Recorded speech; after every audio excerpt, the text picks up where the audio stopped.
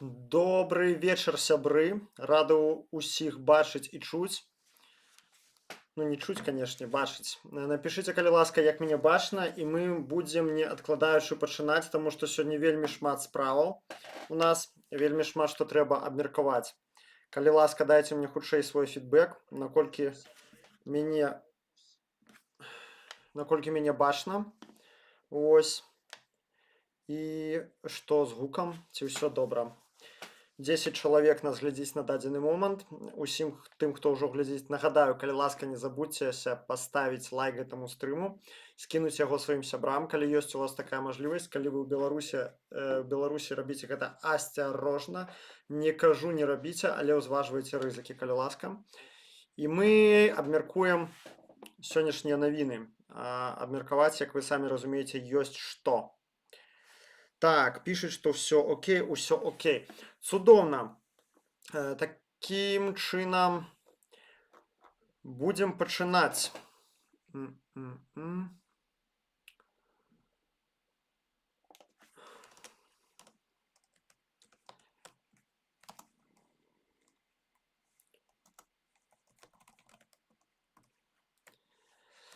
Будем пачынаць.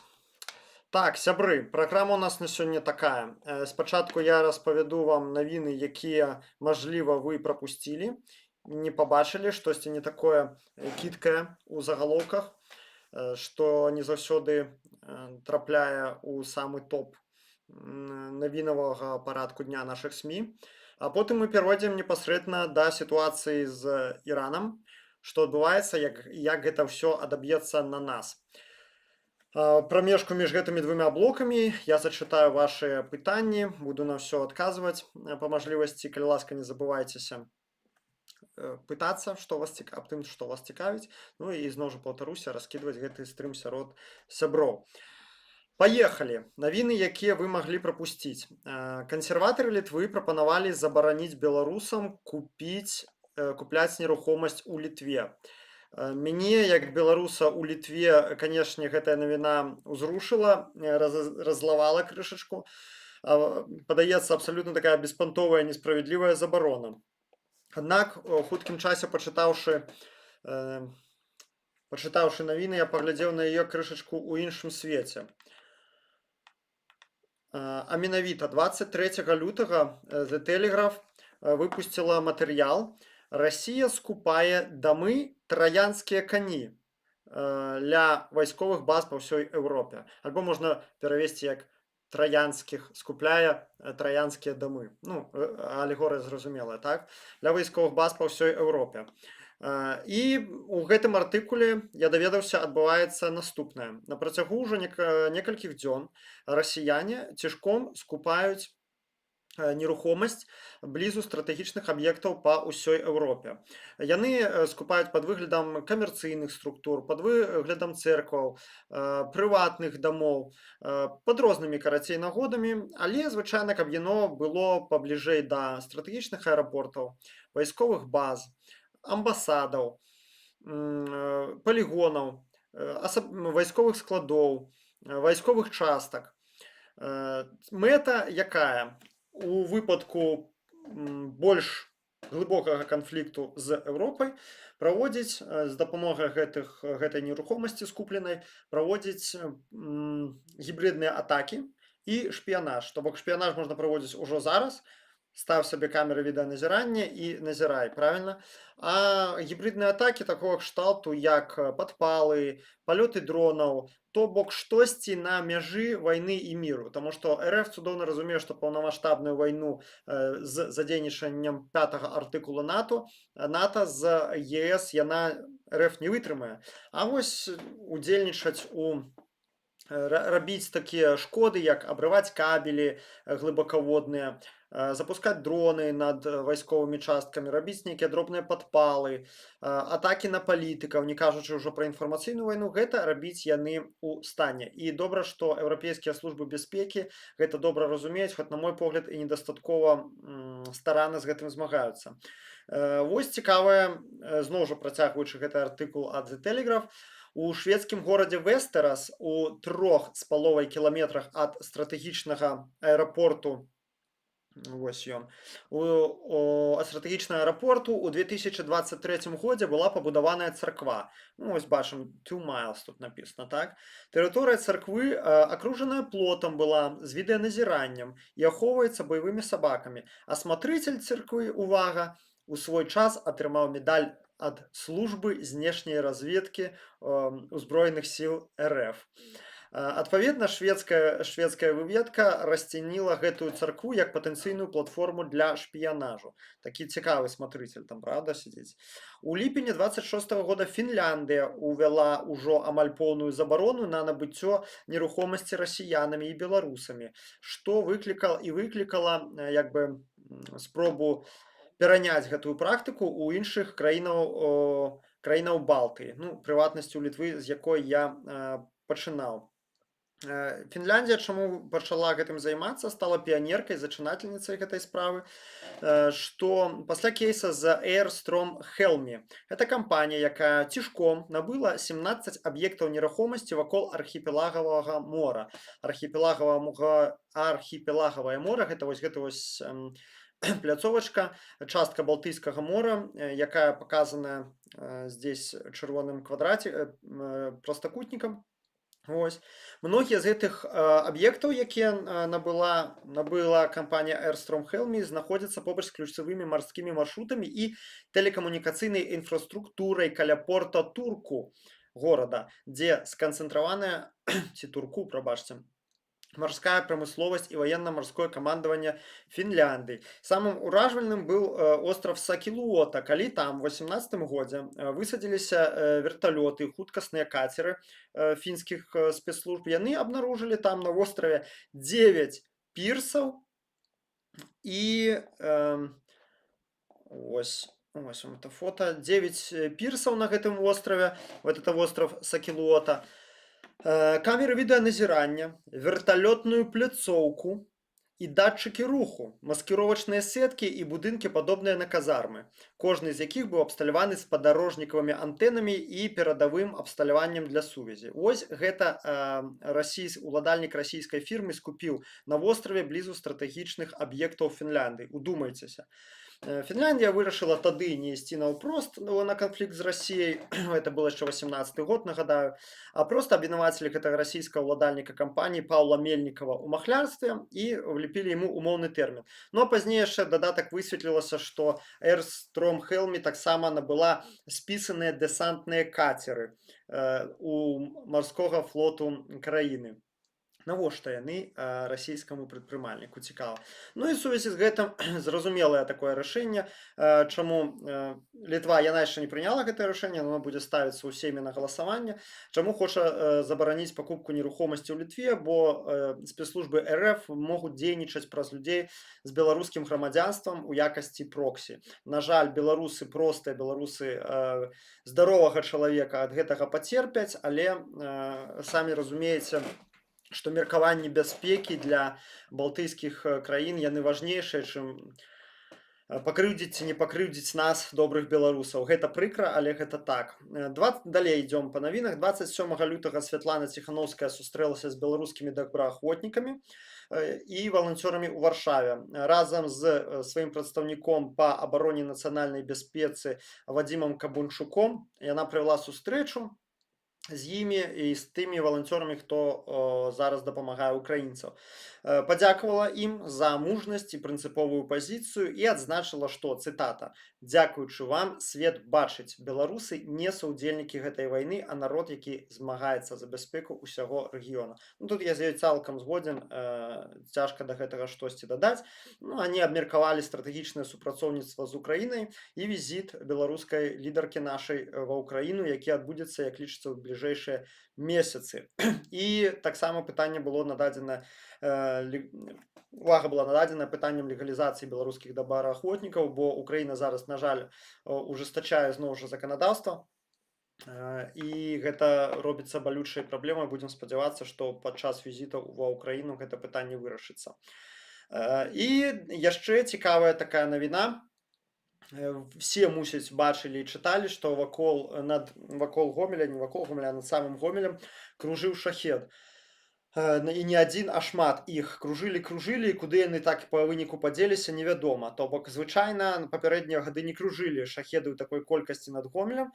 Калі яны пачалі кружыць, відавочна, што штосьці не так адбылося, значыцца, яны збіліся з курсу ці што. І тут я узгадаў пра тое, што казаў Зеленскі, што яны змаглі вывесці са строю, вывесці з ладу, прабачце, некалькі станцый рэтранслятораў, якія стаяць уздоўж беларуска-украінскай мяжы, з дапамогай якіх расейцы каардынавалі атакі гэтымі шахедамі на Украіну.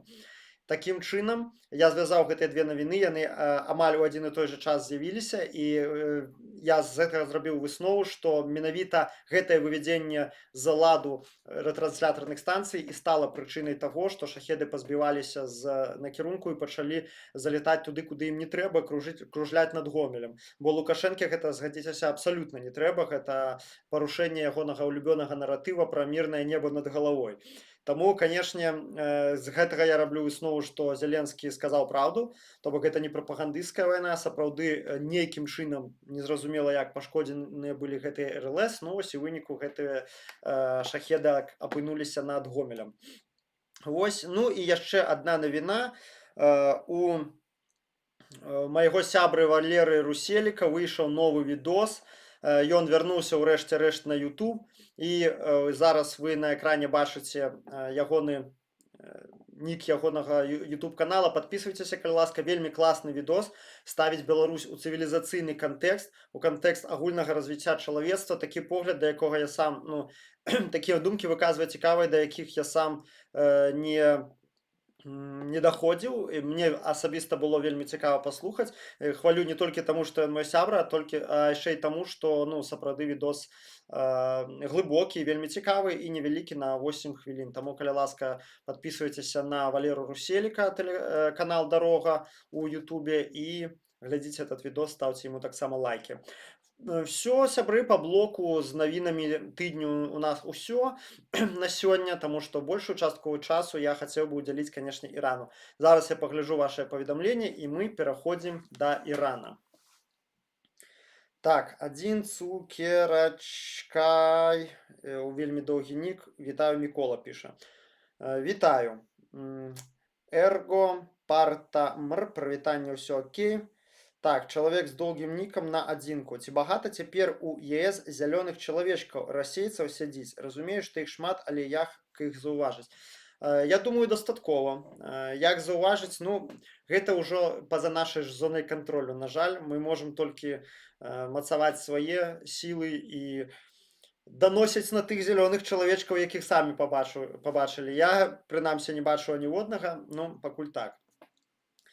Джоаннес, вітаем. Цукерачка трэба было яшчэ 10 год таму забараняць. Так, гэта праўда, і тут я момант, дзякую, што нагадалі тое, што я хацеў яшчэ дадаць. Глядзіце, як лоўка Расія і аўтарытарны цімрашальскі інтэрнацыянал выкарыстоўваюць дэмакратыю, свабоду слова і недатыкальнасць прыватнай уласнасці. Глядзіце, гэта не Расія, не Беларусь, то бок у той жа Фінляндіі для таго, каб паліцыя ў цябе аджала нейкі будынак, твою прыватную ўласнасць, трэба ж яшчэ даказаць, што гэта пагроза нацыянальнай бяспекі, што ты расійскі шпіён, што ты это выкарыстоўваеш супраць нацыянальнай бяспекі краіны і гэтак далей. А попробуй дакажы гэта. Это ж все ідзе пра справядлівы суд, дзе ў цябе ёсць адвакат, які будзе старана даводзіць, што нет, ты вот такі добры грамадзянін, ты ніколі нічога не замышляў, ты плаціш падаткі. Ну, падумаеш, медаль ад службы знешняй выведкі РФ. Ну і што тут такога? Это ж не значыць аўтаматычна, што я нейкі там шпіён. Попробуй дакажы. То бок там, разумееце, дэмакратычны лад, дэмакратычны светапогляд нават, ён будуецца на даверы. То бок мы апрыёры адзін аднаму давяраем. Менавіта таму грамадзяне патрабуюць, а дзяржава дае і абараняе пэўны аб'ём правоў у чалавека. Не можна у тебя просто так адабраць уласнасць, не можна тебе просто так аб'явіць ворагам краіны, ворагам народа, расійскім шпіёнам, расійскім дыверсантам. І гэта істотна ускладняе барацьбу, тому что Россия, ага, вы доверчивые ложки, вот мы вас сейчас и будем иметь по вашим же правилам. Вот вам будет и свобода слова, вот вам, калі ласка, расійскія боты, расійскія сеткі, Russia Today і ўсё астатняе. Вось вам, калі ласка, і права прыватнай уласнасці. Зараз мы з прыватнай уласнасцю скупім вакол вашых воінскіх баз, а попробую у них пачне адбіраць адразу сюжеты верещащие, вот эти Скабеевы, Кислёва. Вот она, ваша хвалёная демократия. Вот она, ваша свобода слова. Разумееце, якія двудушныя людзі, агідныя, як яны карыстаюцца лепшым у чалавечай гісторыі, лепшым у чалавечым грамадскім ладзе для таго, каб гэтаму ж грамадскаму ладу і шкодзіць, каб падрываць яго знутры, каб карумпаваць яго. У гэтым, конечно, грамадная цывілізацыйная небяспека рускага міра і увогуле аўтарытарнага інтэрнацыянала, што яны скіроўваюць супраць прагрэсу чалавецтва на лепшыя здабыткі развіцця чалавецтва. Разумееце, якая дылема? Так, Вікторія піша: вітаю, Мікола, вітаю всіх. Так, здароўкі ўсім. Наша цудоўная кампанія ў зборы. 21 чалавек нас глядзіць. І я вам нагадаю, дарагія сябры, перад тым, як мы перайдзем да Ірана, што я сваю працу раблю на голым энтузіязме. І калі вы хочаце маю працу падтрымаць, і каб болей людзей бачыла тое, што вы зараз бачыце, слухалі на беларускай мове, а не на расійскай, палітычную аналітыку, каб болей людзей мелі мажлівасць слухаць менавіта нашае слова, а не слова расійскага тэлебачання альбо хорошых рускіх каналаў там по типу Медузы, Дудя і гэтак далей. Калі ласка, дапамажыце донатамі. Все рэквізіты вы знойдзеце ўнізе. Подписывайтеся лепей за ўсё на Patreon. Вось прямо ў версіі он у меня надо мной напісаны. Хоть на 5 евро в месяц, то на 10. У каго ёсць такая мажлівасць? Я ведаю, што ў эміграцыі не ва ўсіх она ёсць. Таму прашу толькі тых, хто адчувае сябе вольна па фінансах, па матэрыяльным становішчы. Ну што ж, паехалі па Іране. Вось, Марія Гіе. Вітаю усім, даражэнькія. Вітаю, Марыя. Іран. Пройдземся па перадгісторыі. Што папярэднічала сённяшнім падзеям? Навучальны гелікоптер іранскай арміі разбіўся на гэтым тыдні ў правінцыі Ісфахан на тэрыторыі аптовага рынку, гародніны і садавіны. Абодва пілоты загінулі. За тыдзень да гэтага, я аб гэтым казаў у стрыме, разбіўся вынішчальнік іранскай арміі, дарэчы, амерыканскага вытворчасці. Загінуў один пілот. Аб чым гэта кажа? Што вельмі інтэнсіфікаваліся палёты баявой авіяцыі. Гэта значыцца, што Іран вельмі інтэнсіўна рыхтаваўся да канфлікту. І тут я магу сказаць, мой прагноз збыўся, таму што я казаў, што ўсё ж такі давайте не будзем. Там многія пачалі ўжо крычаць: все, Трамп здрадзіў, Трамп такой-сякой кінуў, все. Так, конечно, ягоная дапамога прыйшла запазнавата, але ўсё ж такі у меня была чуйка, і яна спраўдзілася, што будзе гэтае пытанне дапрацаванае. Ну, мы яшчэ аб гэтым паговорым пазней крыху. Вось чаму ўсё-такі Трамп вырашыўся на канчатковае вырашэнне аятолавага пытання, так? Вось, Іран, рэжым аятол, дакладней, рыхтаваўся да вайны, і, бачыце, інтэнсіфікаваў вельмі вайсковую сваю падрыхтоўку. Літаральна за некалькі дзён да пачатку аперацыі Реза Пехлаві, гэта лідар іранцаў у міграцыі, сустрэўся з лідарамі нацыянальных меншасцяў Ірана. Ягоная каманда выпусціла буклет надзвычайнай фазы, так званы, які ўтрымлівае праект дабрабыту Ірана з рэформамі на 178 старонках. Я яго толькі сёння пабачыў, хацеў, канешне, да стрыма прачытаць, каб вам падрабязна разгарнуць, але, канешне, мажлівасці такой ніякай няма, а закідаваць, як некаторыя любяць у штур і прасіць яму аб агульні summarize, ну, я не люблю вось гэта, так? Я люблю ўсё чытаць цалкам, а не выжымкі гэтыя са штучнага розуму, які выцісне табе тое, што ён хоча, а не тое, што табе патрэбна. Таму я прабегся па няму вельмі в агульных рысах. І вось што скажу. Значыцца, яны напісалі праграму рэформаў для будучага Ірана, якая будзе ажыццяўляцца ў першыя паўгады пасля скідання рэжыму. Аўтары гэтай праграмы, гэта каманда набліжаная да Реза Пехлаві, все людзі з высокай экспертызай, наколькі я магу судзіць, дактары навук у фінансах і ў юрыспрудэнцыі. Значыцца, там увогуле у дакуменце праглядаецца выразны накірунак на глыбінныя рэформы ва ўсіх сферах жыцця і пераход на ліберальную дэмакратыю. То бок гэта людзі, якія пражылі большую частку свайго жыцця у краінах ліберальнай дэмакратыі, яны цудоўна разумеюць ейныя перавагі. Ім не трэба даказваць, чаму ліберальная дэмакратыя, як і ў прынцыпе любой дэмакратычны лад, ён лепшы за тэакратыю. Іран, далей я паглядзеў, што яны там кажуць адносна далейшых адносінаў з РФ і з Кітаем, як іх плануе будаваць Рэза Пехлаві і ягоная каманда. Яны пішуць, што Іран прызнае глобальную значнасць Кітая і РФ і будзе умацоўваць партнёрства з гэтымі краінамі на базе ўзаемнай павагі, празрыстасці і суверэнных інтарэсаў Ірана. То бок такія даволі такія рытуальныя фразы, якія гаворацца ў прынцыпе любымі рэфарматарамі, бо ніхто не пачынае свае рэформы і прыход да ўлады з абяцаннем «я поругаюся со всеми этими краінамі, там, со всеми буду рамсіць, со всеми буду канфліктаваць», таму што, ну, гэта неразумна. В прынцыпе, правільная і слушная рэфарматарская прамова і крыху такая дзяжурная, як вы самі разумееце, бо ўсё роўна ў сённяшнім свеце ты з кімсьці супрацоўнічаеш больш, з кімсьці менш. Але калі ідзеш далей, паглыбляешся, што бачна, што ў них прапісана пряма ў графах, у прыярытэтах замежнай палітыкі пераглядзець дакумент аб усеабдымным стратэгічным партнёрстве з Расійскай Федэрацыяй, які быў заключаны, калі не памыляюся, у 23-м годзе. Выразна прапісана ў них прыбраць сённяшняга амбасадара у РФ і назначыць часовага паверанага. І што цікава, яны таксама пачынаюць свой увогуле дакумент з разглядання такой дылемы, што у іх абсалютная большасць усёй прававой сістэме глыбока укаранённая у вось гэты рэжым аятол і тэакратычную ідэалогію. І ім трэба фактычна всю правовую сістэму перарабляць нанова. Па ідэі, яны мусяць, прыйшоўшы да ўладу, адмяніць усе законы, якія былі прынятыя пры рэжыме аятол, таму што яны грунтаваліся на канстытуцыі тамтэйшай, на кіраванні гэтага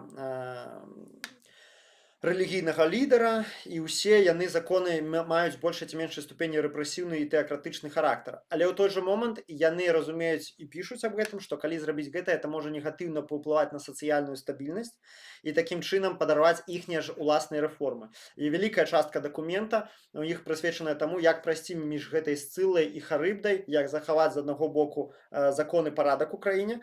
Не будзем забывацца, што там все ж таки жыве 93 мільёны чалавек, стракаты этнічны склад, і злачыннасць нікуды не дзеецца, і зразумела, што нават пасля прыходу да ўлады корпус вартавых ісламскай рэвалюцыі, ты іх на месяц усіх не адправіш на адным касмічным карабле, а застануцца і прыхільнікі рэжыма старога. Ось. Вялікая рызыка ў всплеску злачыннасці ўсё астатняе. Ну і з іншага боку, як пры гэтым каб не атрымалася так, што будзе дзейнічаць старая правовая сістэма з усімі ее заганамі і несправядлівасцямі. Ось гэта гаворыць як для мяне аб тым, што яны вельмі сур'ёзна падыходзяць да справы. Акрамя таго, яны абапіраюцца, я глядзеў у гэтым дакуменце пра рэформах, ад прыкладаў дэмакратычнага транзіту ў іншых краінах. То бок это явна не так з дуру прыдуманы дакумент, ён вельмі сур'ёзны, вельмі грунтоўны, і складальнікі яго да яго сур'ёзна падышлі, як на маё ўражанне. Ну і далей адбываецца ўсё тое, што вы ўжо чыталі сёння ў навінах. Дональд Трамп сказаў, цытата: «Набліжаецца гадзіна вашай свабоды. Заставайцеся дома, таму што бомбы будуць падаць паўсюль». Дарэчы, гэта праўда. Калі мы скончым, возьміце ўладу, у вас будзе такая мажлівасць. Верагодна, гэта будзе ваша адзіная мажлівасць за доўгі час. Многія гады вы прасілі Амерыку аб дапамозе, але так яе і не атрымалі. Ну і Трамп не быў бы Трампам, калі б не дадаў: «Ні адзін прэзідэнт не быў гатовы зрабіць тое, што я гатовы зрабіць сёння ўвечары». Далей пашлі навіны наступныя. Выбухі ў шматлікіх гарадах Ірана. Ракетныя ўдары, удары вынішчальнікаў. На вуліцы Ірана, прытым выбухі, падкрэслю, адбываюцца практычна ва ўсіх буйных гарадах. Это не толькі Тэгеран. Вялізная колькасць, я нават не буду гэтыя гарады пералічваць, вам то ўсё роўна, якім я, в прынцыпе, ні аб чым не гавораць. На вуліцы Ірана выйшлі сілы бяспекі для падаўлення пратэстаў. То бок бачыце, яны нават ва ўмовах, калі на іх сыплюцца бомбы, яны перажываюць аб тым, каб народ не выходзіў на вуліцы і не пратэставаў. Хаця, нягледзячы на гэта, і я это сёння посціў у сябе ў тэлеграм-канале, ўсё роўна выходзяць на дахі сваіх дамоў іранцы і крычаць смерць Хамейні. Израиль обвесціў мобілізацыю рэзервістаў, плануюць мабілізаваць да 70 тысяч рэзервістаў. ЗША, як паведамляецца, сабрала авіяцыйную групоўку вакол Ірана ў 5 разоў большую, чым падчас аперацыі Midnight Hammer. Ну, это 12-дзённая вайна, так званая. Іран зачыніў школы. Чаму зачыніў? Таму што апошнія 2 тыдні адбываліся пратэсты вялікія менавіта ў школах і ў універсітэтах. І, дарэчы, немалаважна, што была інфармацыя, што адбыўся авіяудар па школе і загінула па розных дадзеных ад 40 до 57 школьнікаў. Я асабіста вельмі моцна сумнеюся, што гэта памылка ЗША, хутчэй за ўсё, што вынік альбо гэта мэтанакіраваны удар саміх аятол рэжыму для таго, каб прадставіць сябе перад міжнароднай супольнасцю ў больш выгадным свеце. Вось, альбо, хутчэй за ўсё, туды намерана, зноў жа намерана паставілі вайсковую тэхніку квіраўцы, і таму па ім толькі нанеслі удар амерыканцы ці ізраільцяне. Вось, у любым выпадку, конечно, вельмі шкада дзяцей. Іран заблакаваў Армузскі праліў. Армузскі праліў, гэта, нагадаю, 30% марскіх паставак нафты і 20% звадкагананага газу. Ну, і з апошніх такіх цікавых навінаў і Міністэрства замежных спраў Ірана заявіла аб тым, што, цытата, «Мы зацікаўленыя ў дээскалацыі». Я не ведаю нават, як на это рэагаваць. Бачыце, як толькі забіваць людзей тысячамі, дзесяткамі тысяч у сябе прямо на вуліцах, дык вам дээскалацыі не трэба. Тут вы львы, моцныя, сур'ёзныя такія, нікога не баіцеся, такія рашучыя галоўна. А як толькі прыйшла рыба побуйней и пошла вам уже на головы сыпать бомбами, вы уже, смотрите, захотели деэскалации. Хотя только что недавно, там за несколько гадзін до гэтай заявы у телеграм-канале Квир яны писали, что яны зробяць Израилю ЗША такі адказ, что яны запомняць его на все свое жыццё, что яны там всех вынішчаць, всех разорвуць, порвуць, Израиль перастане існаваць. А тут уже деэскалации зацікавлены. Ну, клоуны, конечно. Хотя я не выключаю з іншага боку, што, мажліва, это такая спроба з боку Міністэрства замежных справаў, як адна з версій, адысці ў бок ад гэтага канфлікту, пастарацца захаваць сваё жыццё, знайсці кампраміс з ЗША, бо мы памятаем, што Мадуру ўзялі пасля таго, як частка ягонага атачэння яму здрадзіла, перайшла на бок ворагаў. Ну і тут, канешне, варта паглядзець на тое, як рэагуюць іранцы на авіяудары, а ў прыватнасці відэа з адной з іранскіх школ. زدن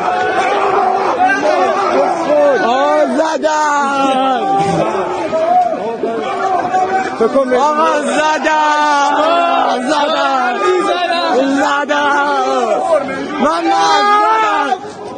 محمد حس چیه؟ خیلی خوبه.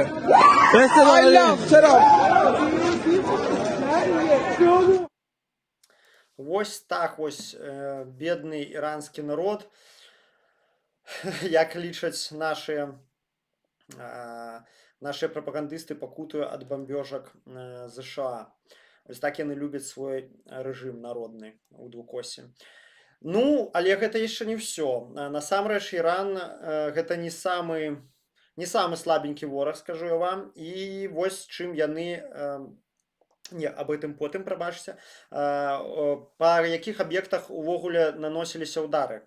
Значит, па базах КВИР, корпуса вартавых ісламскай рэвалюцыі, па сістэмах СПА і радыялакацыі. СПА — это супрацьпаветраная абарона, з якой мэтай, што як толькі вырубаюцца гэтыя ўсе сістэмы, то можна пачынаць працаваць ужо дронамі ў вялікай колькасці і біць па менш значных мэтах. Ось, таму выносяцца ў першую чаргу радыялакацыя, супрацьпаветраная абарона, каб можна было ўжо зусім бесперашкодна рабіць з паветра ўсё, што лічыш патрэбным. Тымі ж FPV-шкамі працаваць, чаму не. Па вайсковых аэрапортах нанеслі ўдар ЗША і Ізраіль. Па рэзідэнцыі аяталы Хамейні яна была сцёрта проста ў пыл. Былі фатаграфіі са спадарожніка, дзе бачна, што там нічога не засталося. Па вайсковых базах і паведамлялася, было як мінімум 2 паведамленні аб выбухах у будынках паліцыі і суда.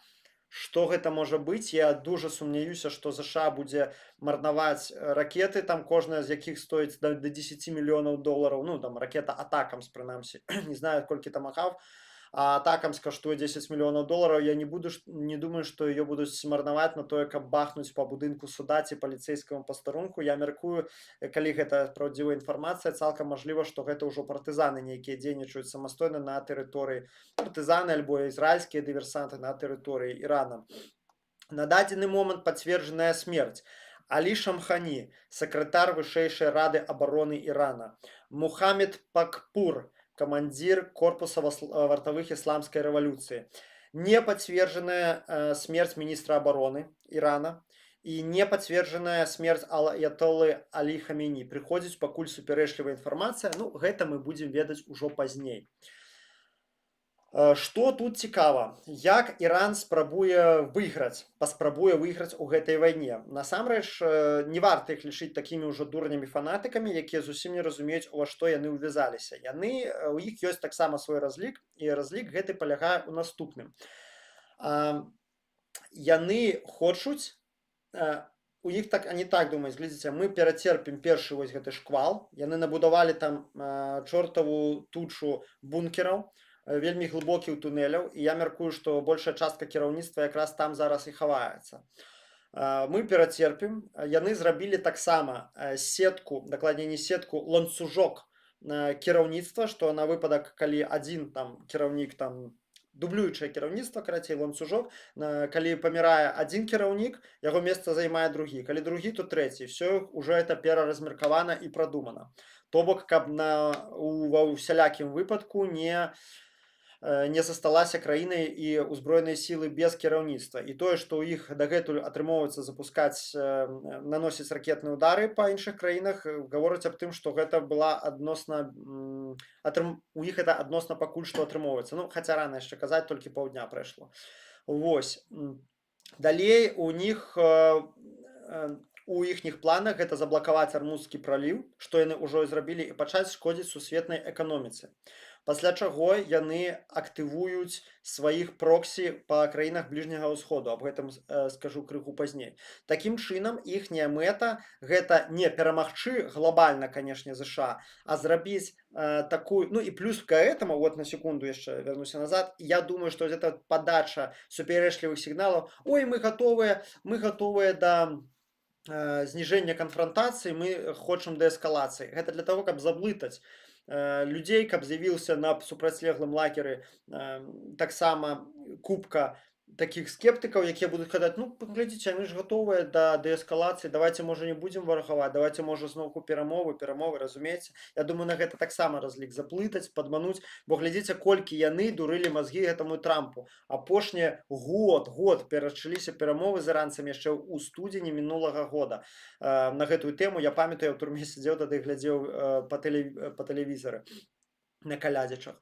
Ось, пачаліся перамовы і будуць дурыць галаву і заадно актывізаваць сваіх проксі, каб яны атакавалі хаўруснікаў ЗША, каб яны атакавалі амерыканскія вайсковыя базы і, канешне ж, у першую чаргу Ізраіль. Акрамя гэтага шкода сусветнай эканоміцы, а ў Армузскім праліве ўжо сталпілася аграмадная колькасць танкераў, ад гэтага церпяць усе, акцыі ляцяць уніз, а яны як разважаюць ЗША, это нацыя камерсантаў, ты зрабі так, каб яны пачалі губляць грошы і яны адразу стануць на заднія лапкі і прымуць усе твае умовы.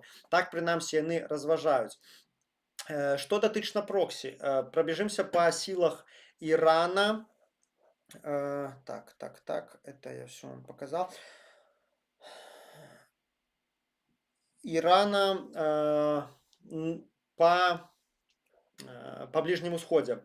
Значыцца, Палесціна гэта Хамас найперш, але яшчэ ў большай ступені ісламскі джыхад, які наўпрост з'яўляецца іранскім проксі. Ирак.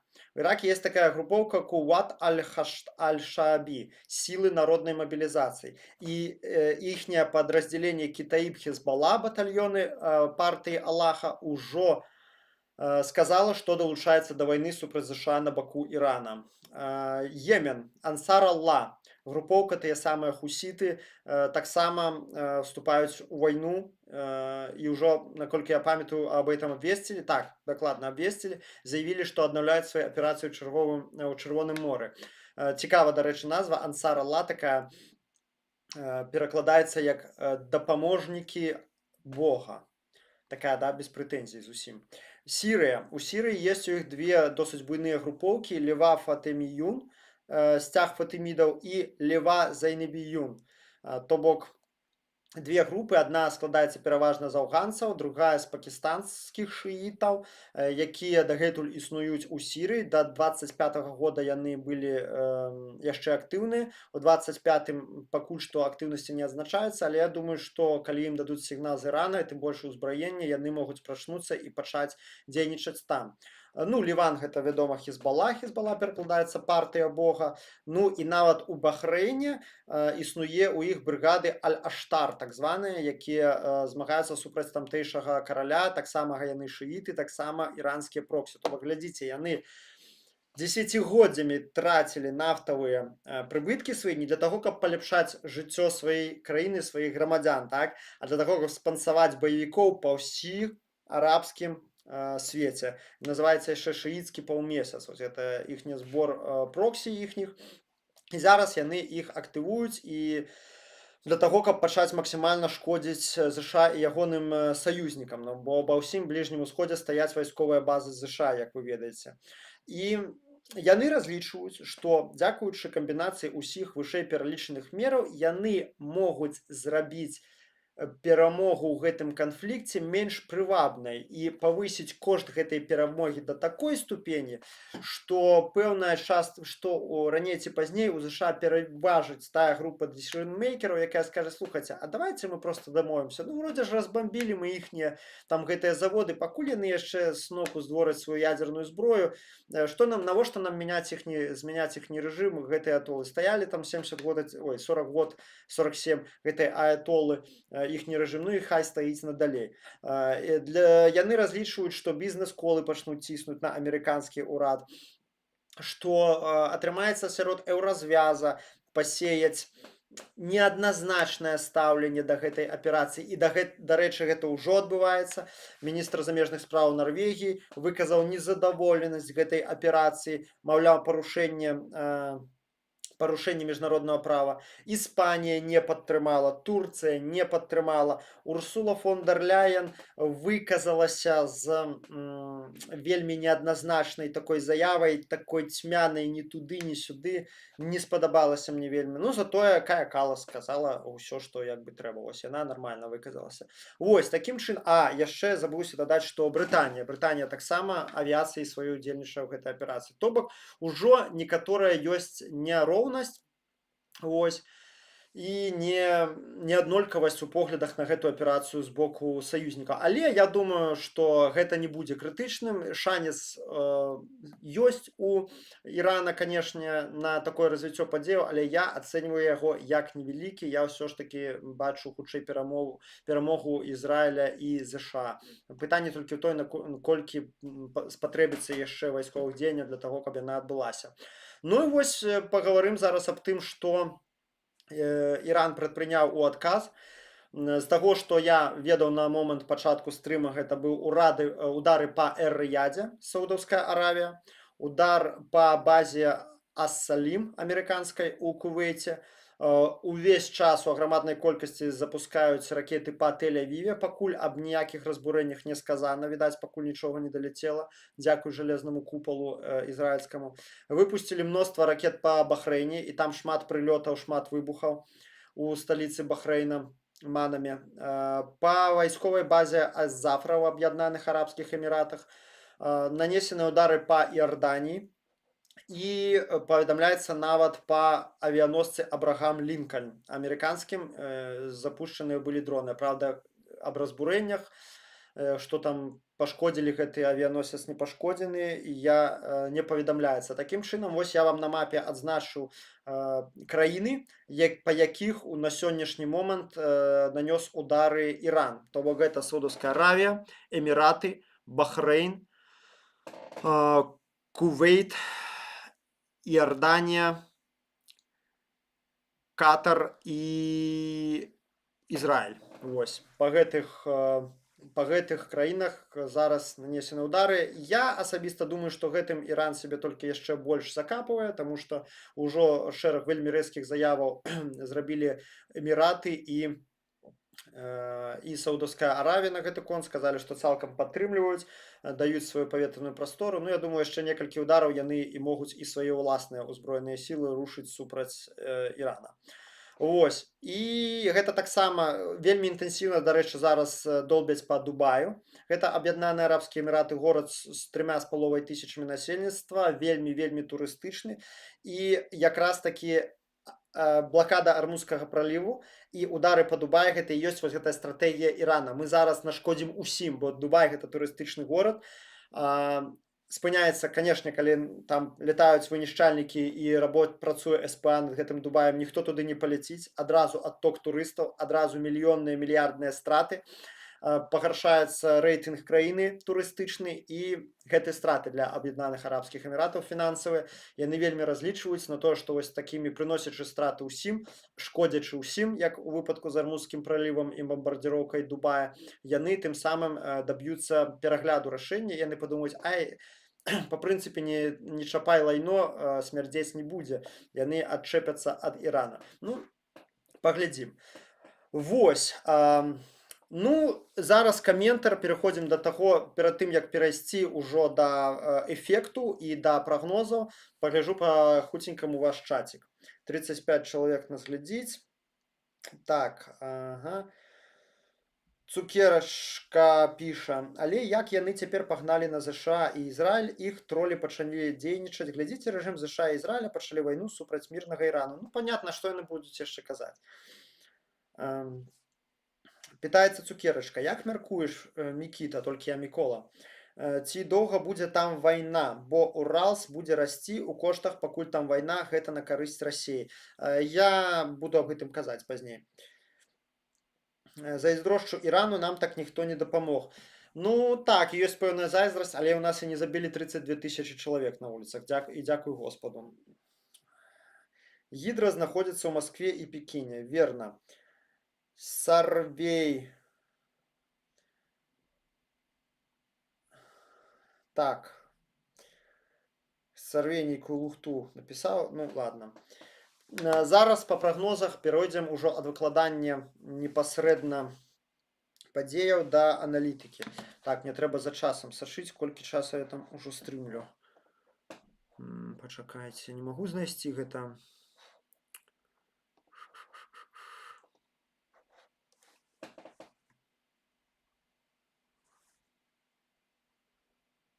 Дай, ладно, бог з ім. Ну, адразу хацелось бы падкалоць тых разумнікаў, якія, калі адбывалася ў студзені спецаперацыя з Мадура, захопам Мадура, пісалі, так, это вот договорничок был между Трампом и Путиным, сейчас вот Трамп берет Венесуэлу, а Путину отдаст Украину. Ну, а ў гэтым выпадку, значыцца, Трамп бярэ Іран, а Путину што? Ну, тыпу, не смог я гэта не ўзгадаць, то есть такую же лухтуру людзі часам вярзуць в этом інтэрнэце. Чаму Трамп атакаваў толькі зараз? У мяне такое было пытанне, бо мы памятаем, ён выкаціў там супер натхняльныя твіты наконт таго, што вось іранскія патрыёты ўперод, змагайцеся, дапамога ўжо ў дарозе. Яна была ў дарозе больш за месяц. За гэты месяц іранскі рэжым паспеў забіць 32 тысячы чалавек. Многіх катавалі, многіх забілі ўжо ў турмах, і ўсе чакалі дапамогі Трампа, і яна чамусь прыйшла вельмі позна. У мяне ўзніклі думкі, што, мажліва, ён пайшоў на гэта свядома для таго, каб з аднаго боку пратэсты заслабілі гэты рэжым, пазбавілі яго легітымнасці, каб ён прыйшоў ужо на тле таго, што ніхто не будзе літаральна, практычна ніхто ў Іране не будзе шкадаваць нават аб авіяударах па гэтым рэжыме, не будзе ў ЗША флёру акупантаў, а будзе імідж вызваліцеляў, таму што ўжо пасля такой вялікай колькасці смерцяў ніхто літаральна не будзе шкадаваць аб гэтым рэжыме, і любы практычна іншы рэжым будзе выглядаць лепш, чым рэжым аятола, які 32 000 забіў. Ну а акрамя таго, ён даў рэжыму дыскрэдытаваць сябе на міжнароднай арэне, укаціцца в яшчэ большую ізаляцыю пасля вось такіх масавых забойстваў. Тым самым падрыхтаваў сабе глебу забойствам такой колькасці людзей, даў рэжыму проста-напроста гэта зрабіць. Такая ў мяне думка, канешне, гэта супер цынічна, гэта супер жахліва, і можа я хацеў бы памыляцца, але штосьці мне падказвае, што мажліва так яно і было. І другі момант таксама, гэта крыху канспіралагічны, вы ведаеце, я не люблю канспіралогіі, але тут яно можа зыграць, што якраз пайшлі буйныя публікацыі файлаў Эпштейна, дзе Трамп прыгадваецца незлічоную колькасць разоў, і мажліва ён і яго, і насамрэч гэта ўжо не канспіралогія, што ў яго вельмі упаў рэйтынг. Ледзь не самы горшы нізкі рэйтынг адабрэння сярод усіх прэзідэнтаў ЗША за ўсю гісторыю, там, по-моему, на другім месцы ён знізу, так? І, канешне, прынесці геапалітычную перамогу свайму народу, мы ліквідавалі спонсора тэрарызму, мы вярнулі свабоду іранскаму народу шматпакутнаму, гэта падняла бы яго рэйтынг істотна. І, канешне, ён дзейнічае ўжо наверняка. Вось. Наконт пытання таго, ці доўга ўсё працягнецца. Ну, шчыра кажучы, па-першае, я не вайсковы эксперт, адразу падкрэслю, мае меркаванні ў гэтым накірунку крыху дылетанцкія, але з таго, што я бачу, з таго, што я чытаю, глядзіце, войны доўгія выйграюцца тым, у каго больш рэсурсаў. Канкрэтна Іран, яны ізаляваныя, то бок нават маючы стасункі з Кітаем і вайскова-тэхнічную дапамогу ад Кітая, яны не могуць ёй зараз карыстацца, таму што неба над усім бліжнім усходам закрыта, і тым больш ніякія канвоі з кітайскай дапамогай зараз не паедуць у Іран, не паплывуць, не кажучы ўжо пра тое, што Армузскі праліў заблакаваны, так, ніхто не дасць Кітаю гэтага зрабіць. Яны зараз запусцілі ракеты па саюзнікам ЗША, добра, але ну колькі ў іх гэтых ракет? Ну яны запусцяць усе свае ракеты, далей што? Сканчаюцца іх ракеты, што яны далей могуць зрабіць? Проста ЗША яны могуць пасадзіць у бункеры аятолу, сваіх вышэйшае чынавенства, ўсё астатняе, адсядзецца там, положым месяц-два, но ты не можаш 50 000 квіраўцаў загнаць у бункеры і там утрымліваць іх месяц. На гэта няма проста фізічных рэсурсаў, ні ў каго, ну Ірана, разумееце? Тым больш, калі яны ўсе схаваюцца ў бункеры, так людзі проста выйдуць уладу, вазьмуць у сваіх гарадах, разумееце? Таму я лічу, што калі ў іх скончацца ракеты проста-напроста, тады СПА іх альбо знішчана, альбо яшчэ будзе знішчана ў бліжэйшы час. Вайсковыя эксперты амерыканскія гавораць, што бамбардзіроўкі будуць працягвацца яшчэ як мінімум дні, то бок гэта не разовая акцыя. Вось, таму я лічу, што гэта пытанне тыдняў. Можа прыляцець чорны лебедзь у выглядзе таго, што пачнуць здавацца, хаця это не такі ўжо чорны лебедзь, гэта цалкам чакана, што пачнецца дезертырства з шэрагаў квір. Яны зразумеюць, што гэта проста бесперспектыўная барацьба, яны ўсе пачнуць адзін за адным прысягаць на вернасць Рэза Пехлаві, як гэта зрабіла шмат у якіх гарадах мясцовая паліцыя, перайшоўшы на бок народу. Ну, это не дапамагло, правда, все роўно падавілі гэтае паўстанне. Таму я лічу, адказваючы на пытанне там юзера Цукерачка, што гэта Эрго, дзякуй за падказку, 49 хвілін стрыма, што гэта пытанне тыдняў, ну, не месяцаў нават, калі прыляціць нейкі чорны лебедь, то мажліва і хутчэй. Так, для Расіі ў кароткатэрміновым трэку гэта выгадна, бо кошты на нафту растуць, але гэта не будзе такі эфект, які Расія паспее скарыстацца. Вось зараз падыходзячы якраз да пытання, як гэта паўплывае на Беларусь, як гэта паўплывае на вайну ва ўкраіне. Гэта тое, да чаго я падводзіў як бы весь гэты стрым. Адразу пра РФ. То бок мы ведаем, што у РФ не так шмат партнёраў, якія дапамагаюць ім вайскова, і адзін з найбуйнейшых гэтых партнёраў гэта якраз і ёсць Іран. Іран з 2023 года аказвае вельмі моцную дапамогу РФ у вайне супраць Украіны. Вядома, што пры працягу гэтай аперацыі гэтая дапамога спыніцца, бо ім трэба самім дроны, самім ракеты, самім артылерыйскія снарады. Ну і плюс вся лагістыка парушаецца, бо ты не можаш дастаўляць штосьці ў РФ падчас вайны, правда? Вось. І акрамя таго, Іран аказвае грамадную дыпламатычную падтрымку РФ па ўсіх фронтах мажлівых. То есть увесь час ОАН галасуе там супраць рэзалюцыі праўкраінскіх. Была інфа аб наяўнасці нават спецыялістаў па беспілотніках у Крыме з КВІР. Перадавалі тэхналогіі вытворчасці з шахедаў і пабудавалі нават пад гэтыя тэхналогіі завод цэлы ў Алабузе расійскай. Але галоўнае, канешне, гэта пастаўкі зброі. З пачатку вайны РФ патраціла на іранскую зброю больш за 4 мільярды долараў. Это вельмі буйная сума. Толькі за 25 год па ўкраіне было запушчана амаль 55 тысяч шахедаў. Гэта альбо іранскія шахеды, купленыя непасрэдна ў Іране, альбо вытвараныя па іранскіх тэхналогіях. За гэты час з пачатку вайны Іран паставіў у РФ некалькі соцень балістычных ракет Фатх-360. Гэта лічыцца аналаг Хаймарса, іранскі Хаймарс. Каля 500 балістычных ракет малай далёкасці, сотні зенітных ракет і мільёны артылерыйскіх снарадаў. То бок, гэта дапамога істотная. Канешне, на шорт-трэке яна можа ніяк і не адаб'ецца на расійскім наступе, але мяркую, што у маштабах месяцаў гэта будзе гэта досыць сур'ёзна адаб'ецца на расійскіх пастаўках, ім прыйдзецца дзесьці гэта ўсё кампенсаваць, калі абрубаецца такая вялікая крыніца зброі, трэба дзесьці гэта шукаць, гэта дзесьці ствараць, дзесьці купляць у Расіі рэсурсы не бясконца. Таму, канешне, ліквідацыя іранскага рэжыму, якая, як на мой погляд, ужо непазбежная. З наступнай арыентацыі Ірану, вядома, на цывілізаваны свет. Мы памятаем, што Рэза Пехлаві, які меркавана, я лічу, стане на бліжэйшы час дакладна кіраўніком Ірана. Ён сустракаўся нядаўна з Зеленскім, яны адзін аднаму выказалі поўную падтрымку.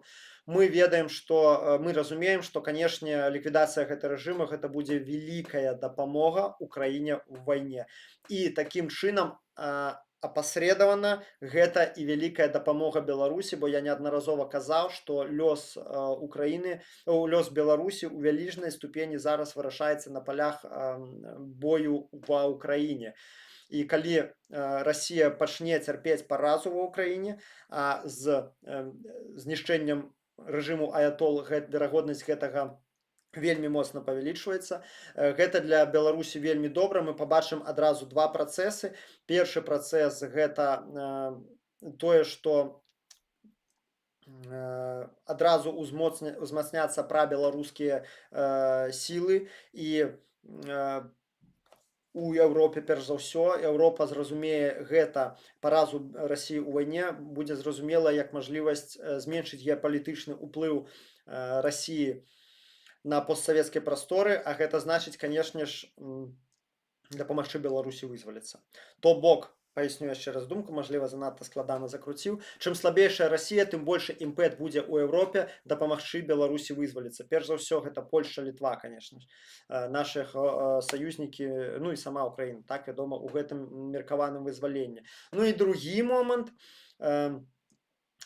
момант складаецца ў тым, што, канешне, як толькі Лукашенко пабачыць заслабленне Расіі, ён адразу пачне манеўраваць, заігрываць з Захадам. Здыміце санкцыі, давайце сябраваць, а не такі кепскі, а глядзіце, Владзімір Пуцін горшы за мяне, насамрэч, мы тут у вайне увогуле не ўдзельнічаем, але ж транслятары паставіў, а ракеты ляцелі, так гэта мяне прымусілі, сваю завядзе гэтую звычайную песню.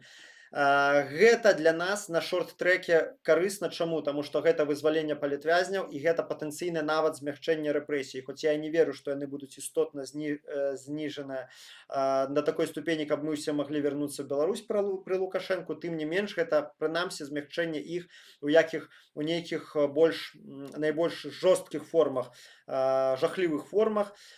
То бок для нас гэта на шорт-трэке плюс. Лукашенко пачне юліць для выжывання, бо сёння І тут мы ўжо пераходзім непасрэдна да непасрэднага ўплыву гэтай сітуацыі на Беларусь. Сёння глядзіце, да нядаўняга часу у Лукашэнкі был большы прастор для маневравання, то бок яму трэба баяцца было толькі аднаго Лукашэнкі. Я ўвесь час казаў, што чаму ён не дамаўляўся, ой, прабачце, у аднаго толькі Пуціна. Чаму ён не хоча дамаўляцца з Еўропай, чаму ён не хоча з ёй мірыцца і шукаць нейкі кансенсус па такой прычыне, што ён Пуціна і ягонай рэакцыі на зыход яго Лукашэнкі на захад баіцца нашмат больш, чым Шольца, Макрона, Кіра Стармера разам узятых. Разумееце, ён ведае, што такое Пуцін, як ён паступае з нядбайнымі хаўруснікамі.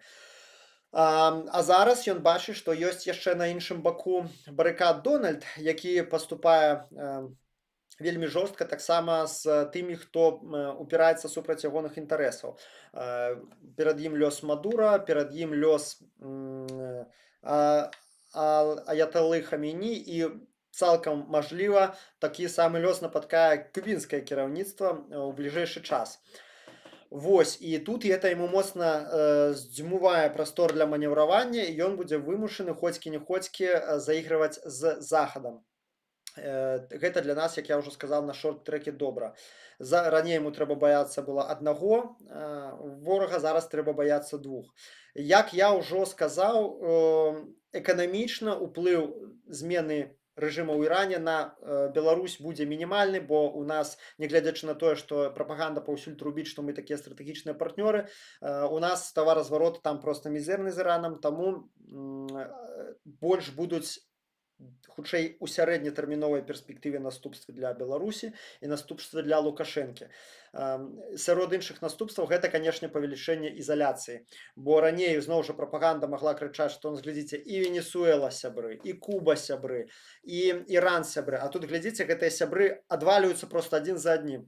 Іран адваліцца ў бліжэйшы час, Куба таксама відаць, што адваліцца хутка, Венесуэла ўжо адвалілася. З Сірыяй у нас таксама было ўсё добра цудоўна, Сірыя таксама адвалілася, бо там змяніўся ўрад. Не сказаць, што ён таксама там вельмі добры ўрад сірыйскі, да, там не ёсць за што яго сваліць, там таксама такія стрымнаватыя людзі. Але галоўнае, што прынамсі яны папрасілі расійскую ваенную базу, для нас нават гэта ўжо сёння важна, што было зроблена. Вось.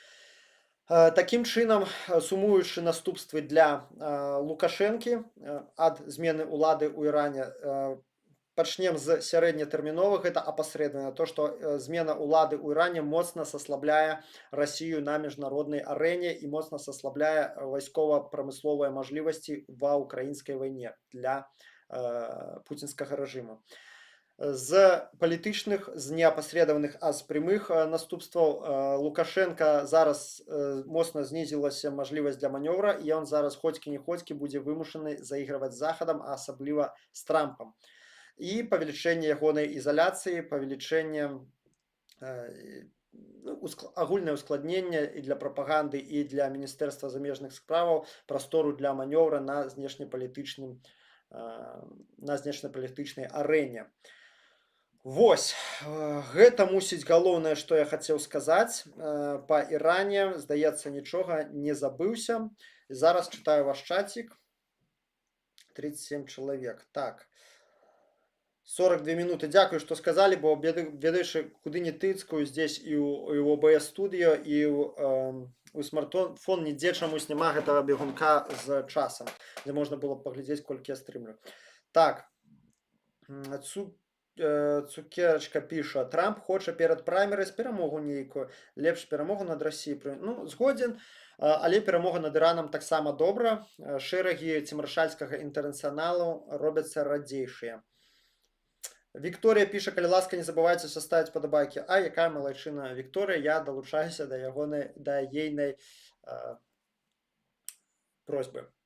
Глеб Гончаров піша, спасибо, Николай, за твою работу и силу духа, живе Беларусь. Дякую вам вялікі за тое, што высока цэніце мою працу і прыходзіце на гэты стрым. Жыве вечна. Цукерачка піша, у нас уже кошты бягуць за камуналку. Ну, так і ёсць. Пра камуналку, мажліва, наступным разам паговорым. Так, сябры, ну, на гэтым усё мусіць. Дзякуй вялікі ўсім, хто наведаў гэты стрым. Прасілі мяне карацей, вось я і імкнуся зараз крышачку карацей. Было вельмі прыемна падказваць на вашыя пытанні, ўсё гэта вам распавесці, спадзяюся, вам было цікава. Калі ласка, не губляйце надзею, бачыце, час ад часу прыходзяць добрыя навіны, не толькі кепскія. Будзем спадзявацца, што свабода пераможа. Хай гэта не заўсёды адбываецца так, як нам хацелось бы, так, як мы б чакалі, але, як я ўжо часта кажу, мы не заўсёды можам, часцей за ўсё не можам абіраць гістарычныя падзеі такога манументальнага тэктанічнага характару, але мы можам абіраць, у якім стане мы да іх падыдзем, наколькі мы можам у іх удзельнічаць, у якой якасці мы можам у іх удзельнічаць. То бок Бог пакідае нам досыць вялікі прастор для руху і для творчасці па ператварэнню гэтага света да лепшага. Дзякуй вам вялікі, што далучыліся да гэтага стрыма. Калі ласка, прайдзіце ў апісанні, падтрымайце донатам, у каго ёсць такая мажлівасць. Падпісвайцеся таксама на мяне ў розных сацыяльных сетках і на гэты канал не забудзьцеся падпісацца, сябры. Разам будзем рухацца да перамогі і абавязкова яе здабудзем. Давяршым тое, што не давяршылі ў Беларусі. Жыве Беларусь, няхай жыве свабода. З вами быў Мікола Дзедок. Добра вам усім і крытычнага мыслення.